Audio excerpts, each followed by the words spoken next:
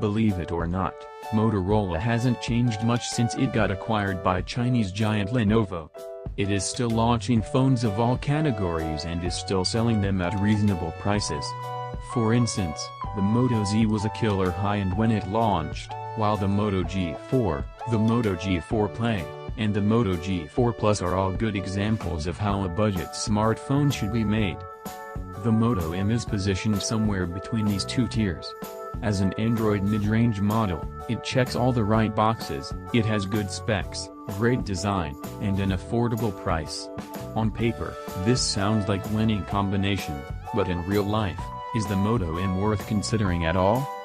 Armed with a decent amount of curiosity, we took it upon ourselves to find out. Interface and functionality. There's nearly stock Android on board, but sadly it's not nougat. The Moto M comes with what can be best described as a nearly stock Android. It's essentially the same interface that you would have found on Marshmallow running Google Nexus devices. The majority of apps that come pre-installed on the phone are the stock Google ones. There are just a few custom Moto apps on board, like the useful File Manager and Device Help.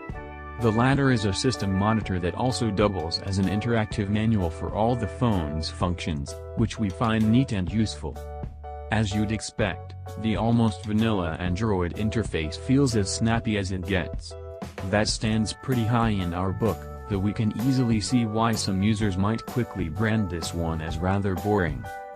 So far, so good, but we find it a bit perplexing that the newer Nougat has not made the cut given that Moto's interface is as bare-bones Android as it gets. It will be nice if the Moto M gets updated to Nougat as soon as possible. Meanwhile, the fingerprint scanner at the back of the device is fast and accurate. Sadly, you can't use it as a shortcut for different phone functions, which is something that other devices offer.